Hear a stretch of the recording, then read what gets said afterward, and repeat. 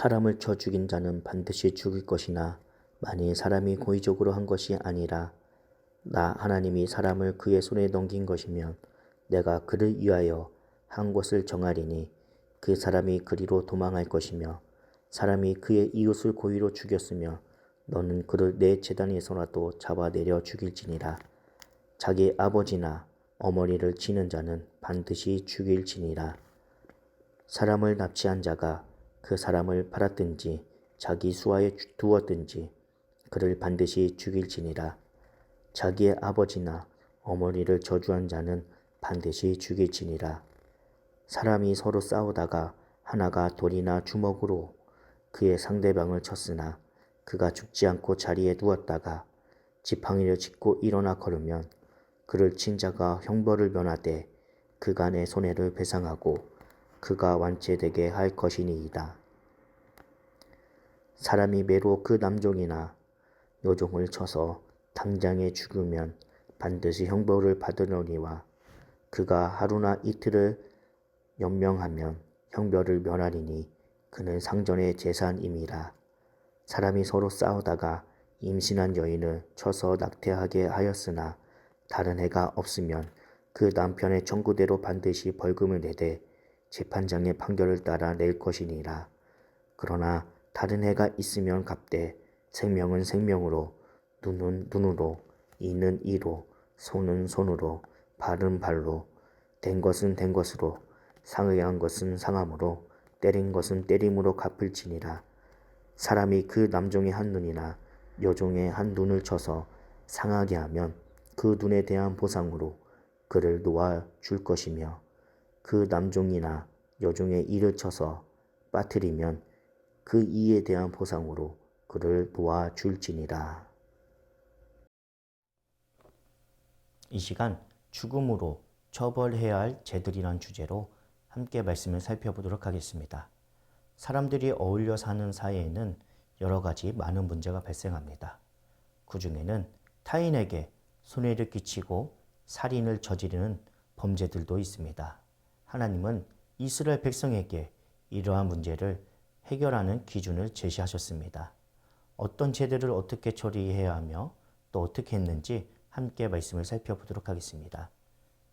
첫 번째로 의지가 중요합니다. 하나님은 살인자는 반드시 죽이라고 말씀하셨습니다. 오늘날에는 범죄자들에 대한 처벌 방법이 다양합니다. 그러나 고대 사회에는 죄에 대한 즉각적인 처분이 일반적이었고 처벌 방식 또한 강경했습니다. 하나님이 살인자를 반드시 죽이라고 하신 이유는 이스라엘 사회 안에서 악을 제거하기 위함이었습니다.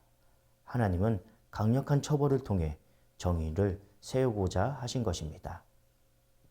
그러나 살인이 고의적으로 일어나는 것이 아니면 살인자는 하나님이 정하신 장소 더피성으로 도망할 수 있었습니다. 이는 당시 고대 근동사회에서 죽임을 당한 자의 가장 가까운 친족이 자신의 친족을 죽인 사람에게 피해 복수를 할 수 있는 권리를 인정하였던 것입니다. 그로 인해 살인이 살인을 낳는 피해 악순환을 계속 일어난 것을 막기 위함이었던 것입니다. 하나님께서는 이런 율법을 통해 가능한 한 사람의 생명이 끊어지는 것을 방지하고자 하신 것입니다.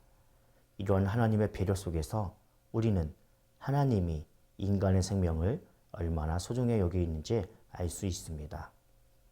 오늘날 우리가 살아가는 세상을 보면 인간 생명을 소중히 여기는 사상이 점점 희미해져 가고 있습니다. 돈 몇 푼 때문에 혹은 사소한 감정 때문에 쉽게 사람을 죽이는 일들이 얼마나 많이 일어나고 있습니까? 이렇게 된 이유는 무엇입니까?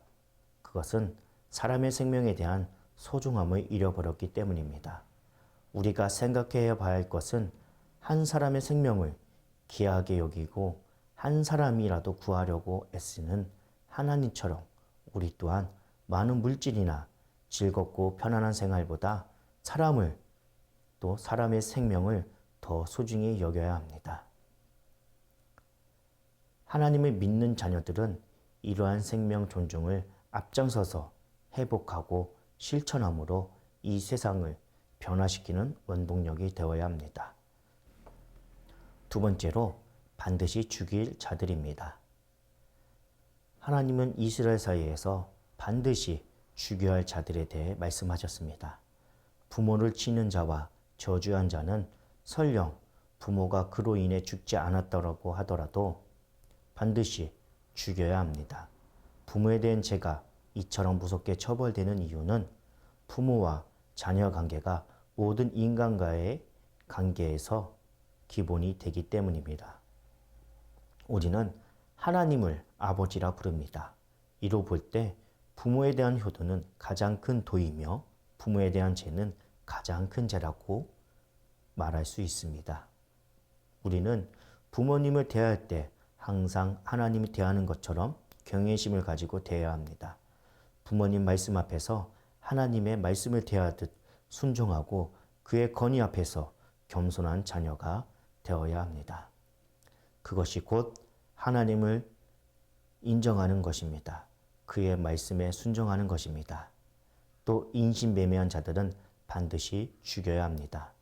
인신매매와 같은 범죄는 하나님의 형상대로 지음받은 인간의 종업성을 짓밟는 행위입니다. 사람은 하나님께서 창조하신 피조 세계에서 가장 가치 있고 존귀한 존재입니다.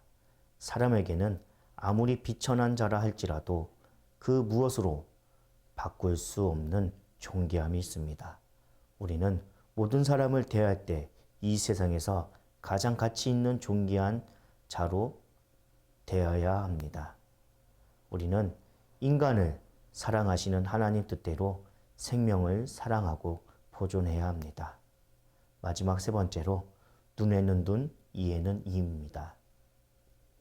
하나님은 이 외에도 사회생활에서 발생하는 손해에 대한 보상을 규정했습니다.